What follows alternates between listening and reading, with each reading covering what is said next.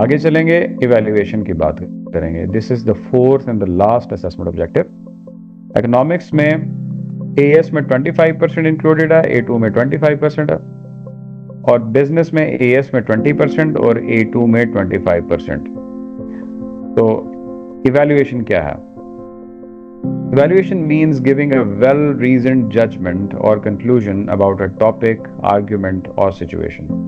किसी भी situation के हवाले से आपका reasoned conclusion, what do you make out of it? What do you get out of it? आपने क्या सीखा, क्या समझा, क्या opinion बनाई, उसको evaluation कहेंगे। It requires weighing the pros and cons, किसी भी चीज़ के positives and negatives जो फार रीचिंग कॉन्सिक्वेंसेस हैं उनको वे करना, कंसिडरिंग डिफरेंट व्यू पॉइंट्स को लेकर चलना कि यूं होगा तो यूं हो जाएगा, इस सिचुएशन में ये इम्पैक्ट है, इस सिचुएशन में ये इम्पैक्ट है, तो डिफरेंट सिचुएशंस में डिफरेंट इम्पैक्ट बताना। And justifying your opinion with evidence, और अपनी ओपिनियन को एविडेंस के साथ जस्टिफाई करना कि आप की ओपिनियन किसी चीज़ की फेवर में या अगेंस्ट बनी तो क्यों बनी, आपके पास क्या एविडेंस है कि आपकी ओपिनियन जो आप बना रहे हो वो किस बेस पे बना रहे हो। तो इसको देखेंगे वन बाय वन। इसका पहला इंग्रेडिएंट है balanced analysis, which means explaining both the sides equally. एक मैंने सिनेरियो दिया है, discuss 2 or more relevant points from opposing perspectives। opposing perspectives का मतलब आपको pros and cons दोनों बताने होंगे। छोटी सी एग्जांपल है कि हम mergers की बात कर रहे हैं, that mergers help businesses achieve economies of scale, reducing costs. However, they may also lead to diseconomies of scale where inefficiencies increase due to complex management structures। तो अब इसमें दोनों चीज़ें आ गई हैं। आपने पहले बताया कि मर्जर्स की का एडवांटेज क्या है, उसकी इम्पोर्टेंस क्या है, और उसका इम्पैक्ट कॉस्ट रिड्यूस करने के हवाले से है, इकोनॉमी ऑफ स्केल लाने के हवाले से है, लेकिन उसका ड्रॉबैक भी साथ आपने दे दिया है कि इनएफिशिएंसी आ सकती है, डिसइकोनॉमीज भी आ सकती हैं। तो ये वो चीज़ है जो यूजुअली बच्चे कर रहे होते हैं। तकरीबन हर बच्चा जो पढ़ के आया वो ये वाला काम तो करता है जिसके मार्क्स उसको मिलते हैं। दूसरा काम है critical evaluation, weighing arguments and making judgments. ये कैसे होगा, इसके लिए मैंने 3 पॉइंट्स यहां मेंशन किए। Number 1, you should compare the points and assess which is more significant और रियलिस्टिक। यानी आपने प्रोज एंड कॉन्स मेंशन कर दिए, नाउ इज द टाइम कि आप बताओ कि कौन सा प्रो एंड कॉन या प्रोज एंड कॉन्स का सेट रेलिवेंट होगा किस सिनेरियो में, वो सिनेरियो आपको बताना होगा। Then consider factors like short term versus long term impact. ये बहुत ज़रूरी है कि शॉर्ट टर्म में एक चीज़ कैसे बिहेव करेगी, लॉन्ग टर्म में एक चीज़ कैसे बिहेव करेगी, इसके बारे में लिखना बहुत इंपॉर्टेंट है। रिस्क्स क्या है, रिवॉर्ड्स क्या है, एथिकल कंसर्न बहुत ज़्यादा इंपॉर्टेंट बिजनेस में तो खास तौर पर। तो ये जो की वर्ड्स मैंने यहाँ मेंशन किए हैं, इनको अपने वोकैबुलरी का हिस्सा बनाएं, अपने रिस्पॉन्सेज में डालें कि किसी भी चीज़ को जब आप एक्सप्रेस कर रहे होते हैं, इवैल्यूएट कर रहे होते हैं, तो उसका शॉर्ट टर्म और लॉन्ग टर्म इम्पैक्ट जरूर लिखें। रिस्क एंड रिवॉर्ड्स बताएं कि क्या प्रोज एंड कॉन्स या क्या कॉस्ट एंड बेनिफिट्स हैं, और एथिकल कंसर्न्स क्या सामने आते हैं, कौन से एथिकल कंसर्न्स रेज होते हैं एक खास बिजनेस प्रैक्टिस करके, एडवर्टाइजिंग से रिलेटेड, प्रोडक्शन से रिलेटेड, प्रमोशन से रिलेटेड। बहुत सारे हमारे पास फ्रंट्स हैं जिनके ऊपर हम एथिकल कंसर्न्स के बारे में बात करते हैं, ये ज़रूर लिखें। Then use phrases like however, this depends on, like this, it is more effective when, और in contrast this may not work. देखो ये मैंने फ्रेजेस लिख दिए बकायदा जो कि आपको हेल्प करेंगे अपने आर्ग्यूमेंट्स में जान डालने के लिए, अपने आर्ग्यूमेंट्स को जानदार बनाने के लिए। एग्जाम्पल दिया, although cost reduction is a major benefit, if a merger leads to clashes between employees, productivity may decline, making the benefits unsustainable। तो इस स्टेटमेंट के अंदर भी आपको ये नजर आता है कि हमने जो एडवांटेज बताया था, हम उस एडवांटेज के अगेंस्ट जाके स्ट्रॉन्गर रिबटल दे रहे हैं कि ये जो एडवांटेज है ये नहीं मिलेगा अगर ये सिनेरियो प्रिवेल करता है जो हमने यहाँ बताया, कि अगर क्लैशेस आ गए तो फिर वो जो बेनिफिट है कॉस्ट रिडक्शन वाला वो नहीं मिल सकता। यही चीज है जो मैंने सेकंड पॉइंट में बताई, short term, long term impact, risk and reward, ethical concerns, ये वो चीज है। समझ आई है बात? जी सर। अच्छा, उसके बाद इवैल्यूएटिव कंक्लूजन कैसे दें? एक है सिंपल कंक्लूजन, समेटिव कंक्लूजन उसको बोलते हैं। उसका मतलब है कि जो आपने एक्सप्लेन किया, जिस चीज की टाइप्स बताई, जिस चीज की कैरेक्टरिस्टिक्स या फीचर्स बता दी है, आखिर में उन्हीं को सम कर दो मिनिमल वर्ड्स के अंदर कि ओवरऑल वो चीज क्या है। जैसे आपने किसी चीज के बेनिफिट्स को एक्सप्लेन किया है, मर्जर को ही ले लें, आपने मर्जर के बेनिफिट्स को एक्सप्लेन किया, तो एक्सप्लेन कर लेने के बाद जब आप समेटिव कंक्लूजन देते हो तो आप उसमें कहते हो इन शॉर्ट से स्टार्ट करते हो, या ओवरऑल से स्टार्ट करते हो, या समिंग अप से स्टार्ट करते हो।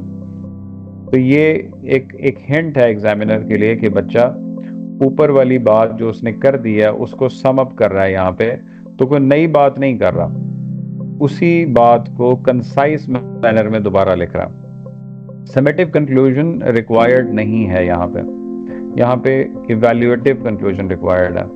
तो इवैल्यूएटिव कंक्लूजन में आप समिंग अप या इस तरह के स्टेटमेंट्स का इस्तेमाल नहीं करते। आप तीन चीजें लेके चलते हैं। सबसे पहले आप फाइंडिंग्स देते हैं। फाइंडिंग्स हैं जी, while mergers may be beneficial for a rapid growth, its impact is not universally positive. ये है आपकी फाइंडिंग। किसी भी सिनेरियो में जब आप कंक्लूड करोगे तो कंक्लूजन करते हुए पहली स्टेटमेंट आपकी ये होनी चाहिए कि जो फायदे ऊपर बता दिए गए हैं वो फायदे यूनिवर्सल नहीं हैं, वो फायदे हर वक्त नहीं होंगे। ये आपकी फाइंडिंग है। Number 2, proposing solution. आप सोल्यूशन प्रपोज करें कि कौन से सिनेरियोज हैं या कौन सी बिजनेस सिचुएशंस हैं जिनमें ये मर्जर का जो ऑप्शन है वो सही तौर पर फिट आएगा। Therefore, managers must ensure effective change management strategies to lessen down the negative effects of mergers, such as employees' resistance to merger. देखो, such as, ये जो वर्ड है such as, ये बहुत छोटा सा वर्ड है लेकिन ये बहुत ज्यादा मिसिंग होता है बच्चों के एनालिसिस में और इवैल्यूएशन में। बच्चा यहाँ आके रुक जाता है, ये बहुत बड़ा प्रॉब्लम है। सिर्फ पाकिस्तानी स्टूडेंट्स का ये प्रॉब्लम नहीं है, ये इंटरनेशनली वो बच्चे भी जिनकी फर्स्ट लैंग्वेज है इंग्लिश, ये उनका भी प्रॉब्लम है कि वो यहाँ आके रुक रहे होते हैं, यहाँ पे रुक जाते हैं, आगे वो कंक्लूड नहीं करते, इम्पैक्ट नहीं दे रहे होते या एम्फसाइज नहीं कर रहे होते। अभी देखें, सच एज वाली जो स्टेटमेंट्स हैं वो एम्फसाइजिंग स्टेटमेंट्स हैं, ये कंप्लीट कर देती हैं आपके स्टेटमेंट को। तो इनकम्प्लीट स्टेटमेंट्स को अवॉइड करना है, ये हमारा मेजर लर्निंग टेक अवे है इस सारे सेशन में, कि हमने इनकम्प्लीट स्टेटमेंट्स किसी भी फेज में नहीं देनी, चाहे वो इंट्रोडक्शन का फेज है या डेवलपमेंट का फेज है या भी कंक्लूजन का फेज है, कहीं पे भी ओपन स्टेटमेंट्स नहीं छोड़ने। समझ आई है बात? तो देखें, हमारे 3 स्टेप्स में से हमने 2 स्टेप्स को डिस्कस किया। सबसे पहले स्टेप में हमने बात की कि हमें फाइंडिंग्स देनी चाहिए। दूसरे स्टेप में हमें प्रोपोज करना चाहिए कि अगर ये जो गिवन सिनेरियो है इसको हमने सक्सेसफुल बनाना है तो कैसे बनाएंगे। तो आप उसमें बता रहे हैं कि मैनेजर्स को कुछ काम करने की जरूरत है। Managers must ensure effective change management strategies. अगर चेंज मैनेजमेंट प्रॉपर होगी तो मर्जर सक्सेसफुल हो सकते हैं। फिर तीसरे नंबर पे हम क्या कह रहे हैं, अब जजमेंट दे रहे हैं अपनी। जजमेंट क्या बन रही है, the extent to which mergers will be beneficial depends on how well the management of the merging entities integrates the work culture and practices to address stakeholders concerns. ये है हमारी जजमेंट। तो 3 ingredients आपके सामने आ रही हैं evaluation की। एक तो फाइंडिंग्स देना, दूसरा सॉल्यूशंस प्रपोज करना, और तीसरा जजमेंट, आपकी ये फाइनल जजमेंट। डायरेक्ट जजमेंट देंगे तो एविडेंस नहीं होगा। अगर आपने देखा हो तो जब हमने इवैल्यूएशन की डेफिनेशन दी थी, यानी इंट्रोड्यूस किया था मैंने इवैल्यूएशन को, तो मैंने उसमें मेंशन किया था कि आपकी जस्टिफिकेशन जो है वो बैक्ड बाय एविडेंस होनी चाहिए। हाँ जी, बताएं राबिया, क्या आप इसी तरह इवैल्यूएट करती हैं? सर मैं सॉल्यूशन नहीं प्रपोज करती हूँ, बाकी तो करती हूँ। अच्छा, उसके बाद हमारे पास एक वर्क एग्जाम्पल है जो हम यहाँ करेंगे। मई जून 2024 का पेपर मैंने उठाया और क्वेश्चन 6B पार्ट मैंने आपके सामने यहाँ मेंशन किया। Work life balance is the most important human resource management factor for employee welfare in a local bus service. Evaluate this view. तो इस व्यू को इवैल्यूएट करने का कहा जा रहा है हमें। तो देखें, सबसे पहले this is very important that you must analyze the positive side in the way as we did for an 8 marker. आपने मेरी वीडियोस देखी हैं ऑलरेडी, जिसके अंदर आपने एनालिसिस सीखा। तो एनालिसिस वाली वीडियो में हमने जो भी कुछ डिस्कस किया, knowledge, emphasis, then impact, then emphasis, then impact, तो वही सेम अप्रोच आपने इधर यूज करनी है जब आप पॉजिटिव साइड बता रहे होगे वर्क लाइफ बैलेंस की, इन द सेम मैनर जिस तरह आपने एनालाइज किया था उस वक्त, उसी तरह से एनालाइज इधर करना है। तो देखिएगा, उसी तरह देखें, मैंने सबसे पहले एम्फेटिक स्टेटमेंट दी, work life balance ensures reduced stress and higher job satisfaction leading to improved employee well-being. Because in a local bus service, drivers and staff often have long and irregular hours. तो same वही ingredients use करते हुए, because का इस्तेमाल करते हुए, और due to this, because of, इस तरह की मैंने इस तरह के वर्ड्स यूज किए, कनेक्टिव यूज किए और एम्फसाइज किया। सेकंड स्टेज पे जाएं तो देखें, I am showing the cause and effect. तो therefore a well structured schedule can prevent burnout and stress.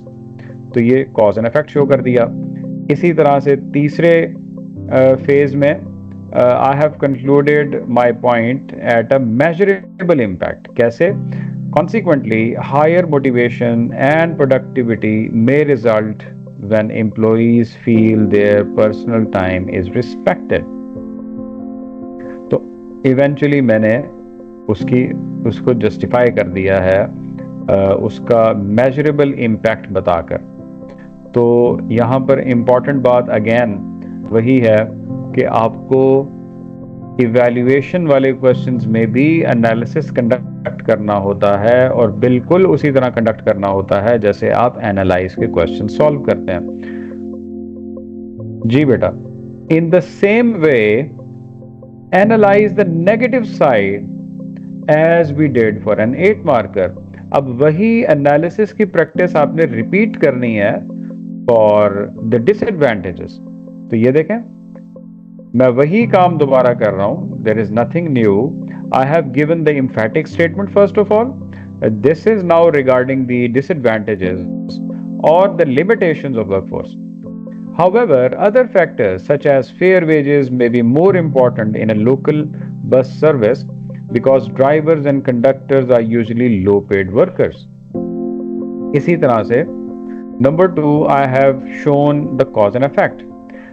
So therefore, they may prioritize stable income over flexible work hours. ठीक हो गया। और जो तीसरा इंग्रेडिएंट है हमारा एनालिसिस का, वो है concluding the point at a measurable impact. तो जरा देखो किस तरह से मैंने कंक्लूड किया। Similarly, job security is also crucial as employees may be more motivated if their jobs are secured. That means work life balance alone may not be an effective human resource factor. ठीक हो गया बेटा? तो ये है, और उसके बाद आखिर में हम अपनी इवैल्यूएशन देंगे। तो इवैल्यूएशन में मैंने आपको बताया था कि आप 3 चीजें इंक्लूड करें। फाइंडिंग सबसे पहले, तो देखें मैंने फाइंडिंग्स दी, अब मैं इवैल्यूएट कर रहा हूँ, यानी कंक्लूड कर रहा हूँ इसको। While work-life balance improves employee satisfaction, it may not be the biggest priority in a physically challenging job like a local bus service. तो ये मैंने फाइंडिंग्स दी सबसे पहले, इसमें एम्फेटिक स्टेटमेंट यूज किया, उसके बाद मैंने प्रपोज किया।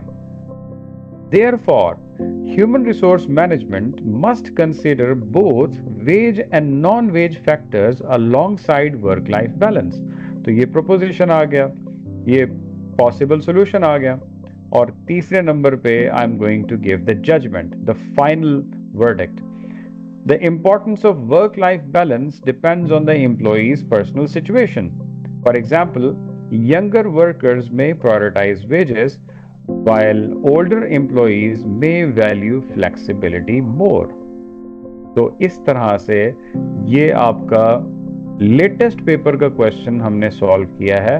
अब ये दुनिया का कोई भी एग्जामिनर इसको लेवल 3 से नीचे मार्क नहीं करेगा, लेवल 3 से नीचे नहीं जाएगा, क्योंकि इसके अंदर हमने वो सब इंश्योर किया है जो कि मार्किंग की कहती है कि आप इंश्योर करें। क्या ये सेशन हेल्पफुल था या नहीं था? जी सर, बहुत हेल्पफुल था सर। वो स्पेशली एनालिसिस वाला पार्ट जिसमें वो एम्फेसिस और इम्पैक्ट लिखना होता है, तो वो पार्ट नहीं होता। और ये भी वो रीजनिंग वाला जिस तरह आपने अभी वो सच एज वाला बताया है कि आपने किसी चीज को ओपन नहीं छोड़ना होता, तो ये काफी न्यू था, पहले कभी नहीं सुना हुआ था कि ऐसे करना होता है। चलें, आई होप कि ये चीज़ें आपको अपकमिंग एग्जाम्स में हेल्प करें।